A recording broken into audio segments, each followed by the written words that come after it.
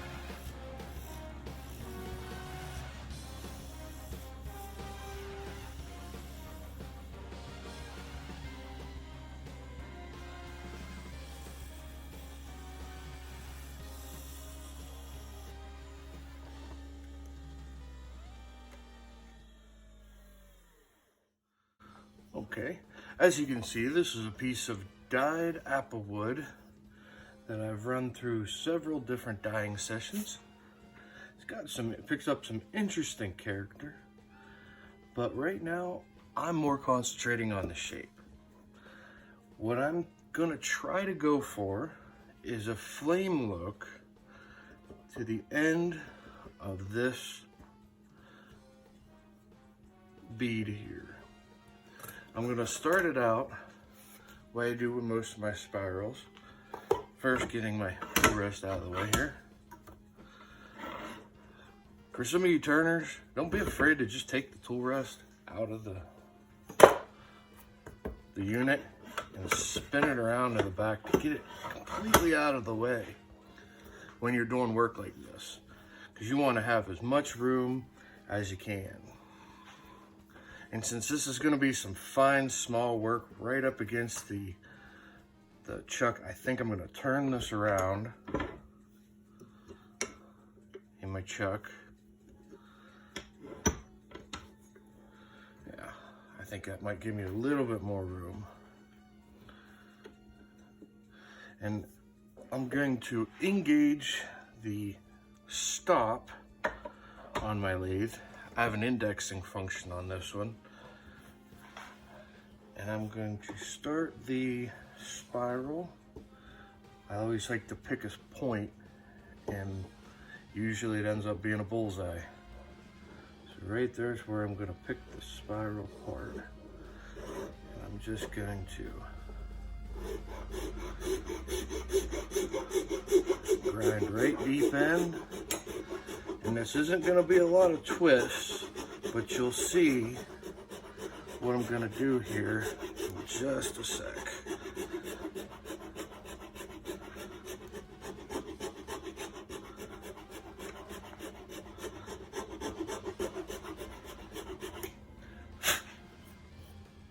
Okay, we got side one. We're going to do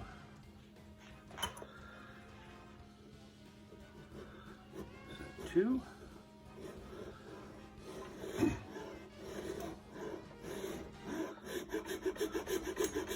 This does get a little tough on your thumb when you're starting out. I suppose you could put a piece of tape or something. That would mean you'd have to think about that first.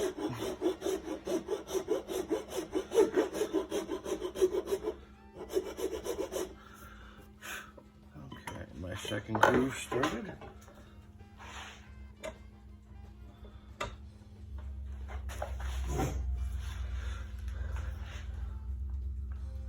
Now for my third. I tried to divide this into thirds. Don't know how good a job I did till after I get it all done. Kind of the fun part about carving is you never know what it's gonna look like till you're all done.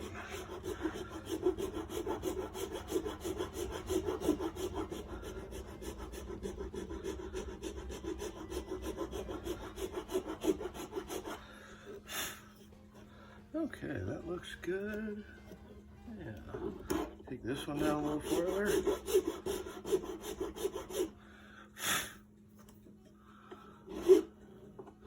Just come in and clean up the little spots. If you see any high or low spots, you want to clean them up.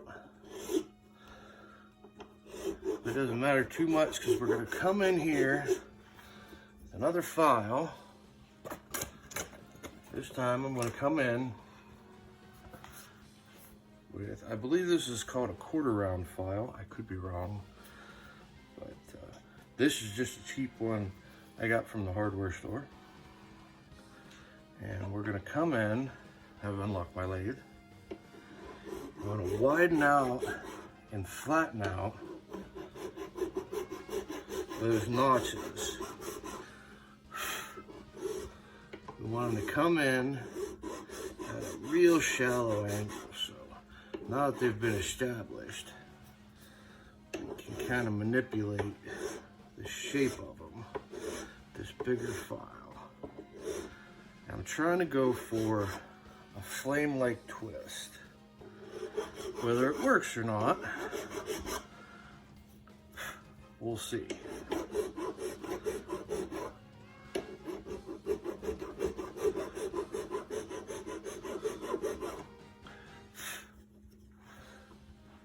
It's one of those times I wish I had a shallower angle on my tailstock.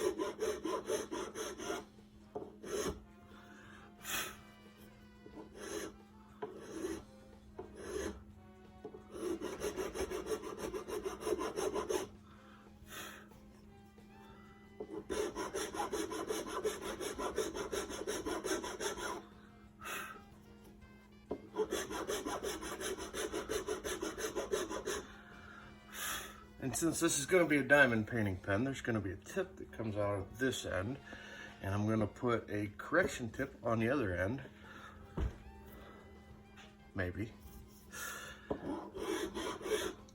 But they're interchangeable when I make them, so whoever buys this or wins it at auction, because this will be put up for auction, if it comes out, on my Facebook group.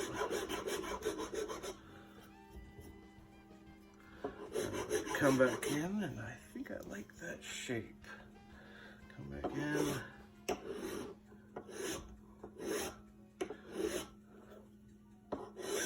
This particular file cuts real well on the push stroke. Most usually do. And if you have a file, I don't have a file card right now, so I clean with a wire brush. They make a file card for this. That's what it's called. And it does a better job at cleaning out. But I don't seem to be able to find mine. It's a normal problem around here. Just gonna move that out of the way.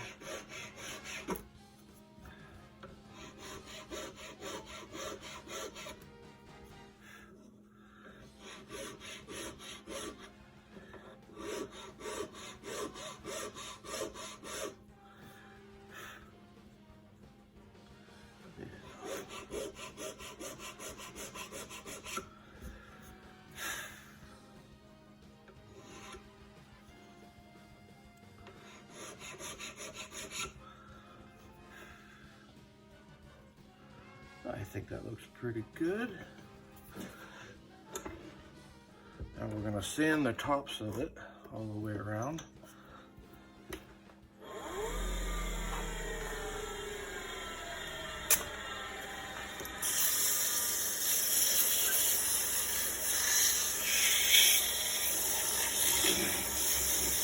Now sanding the top like this while it's spinning will flatten off the edges of my cut that I cut with the file. It'll give it a more defined look.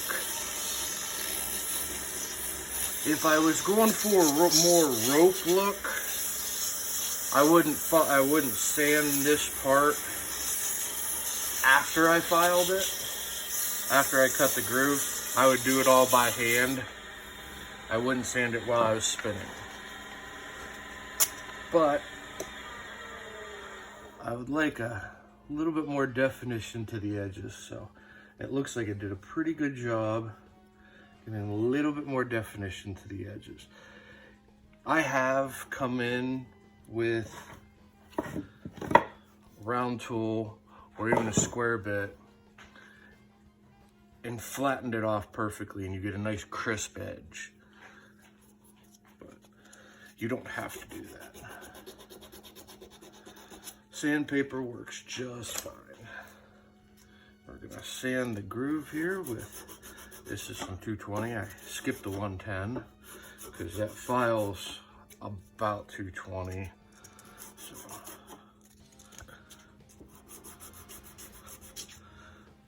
sand the 3 grooves best you can.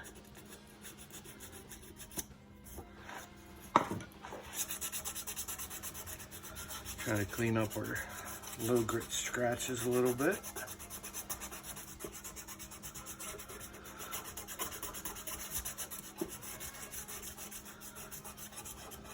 This apple wood I've been working with absorbs the color from the dye in very interesting ways. Sometimes it's speckles, sometimes it's streaks. It's always very interesting.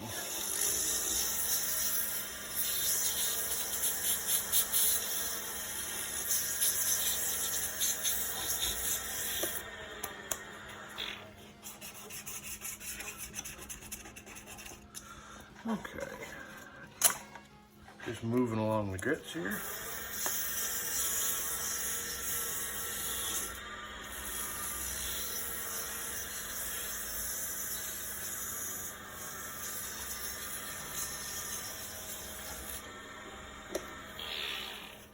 I've been messing around playing with different woods and different dyes, trying to see what kind of patterns I can get to come out of the stabilizing dye. So far I've been happy with what I've gotten. Right now I just started some mango wood I found in my stash. It's got a really neat texture and really open grain to it, and it seems to be absorbing the dye very quickly. I'm gonna try it with 3 colors. And hopefully you'll see me do that on a future video.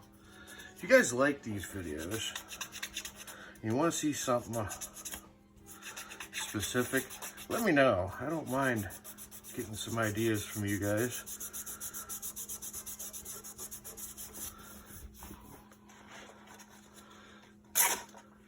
You guys like to see me be crazy and different?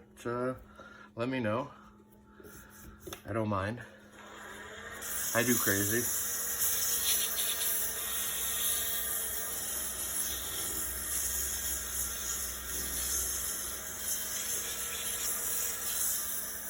These kind of things definitely take a little bit more finesse and a little bit more hand sanding than most of us turners enjoy. That's why a lot of people have abandoned the spiral designs. The ones that do tend to use machines like CNCs. I've even seen a few setups where the CNC machine comes up over top of a lathe, a lot bigger lathe than what I carry. And all they do is they plug in the computer and they got a perfect spiral comes out and all they have to do is sand it. I am not that high tech. I like to get into some 3D printing, but I'm not that computer savvy. I do all right. I'm a little out of touch with the technology of manufacturing, so.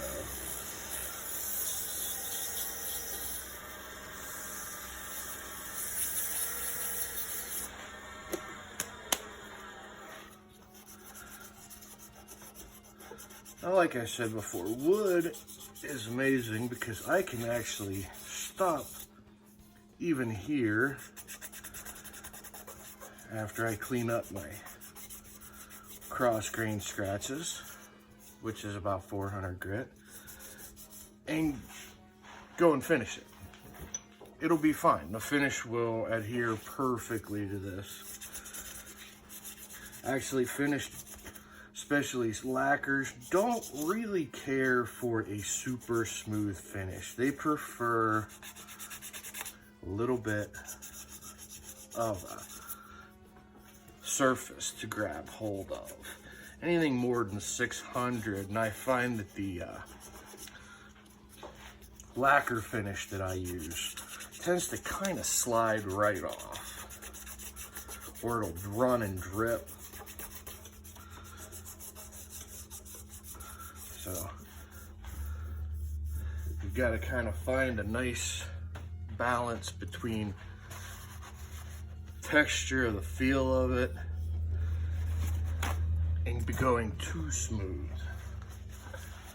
Now I got it all sanded to where I want. I'm going to use a little lacquer thinner. And this is just to remove any of the dust from the sanding, and it'll give us a little peek at what it's going to look like when it's all done. I use lacquer thinner to wipe off my dust. Oh yeah, that's gonna look great. Rather than denatured alcohol, which a lot of people use. The denatured alcohol works just fine, but it raises the grain. So after I do this, this will not touch the grain, and it dries so fast I can immediately go and finish this. And as you can see, the dyes come right out of the lacquer, dissolves a little bit of the dye, but it's not gonna come and get on your hands. Lacquer thinner will, it'll eat through just about everything. As you can see, it just kind of eats through the paper towel and makes it fall apart. Not real good for your hands. So that's looking pretty good, and I'm gonna take this out and we're gonna lacquer it.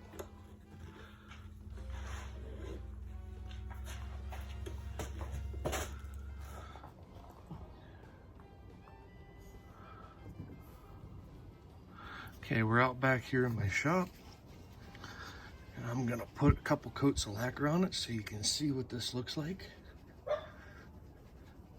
And this will have to dry for at least 2 days before I ship it.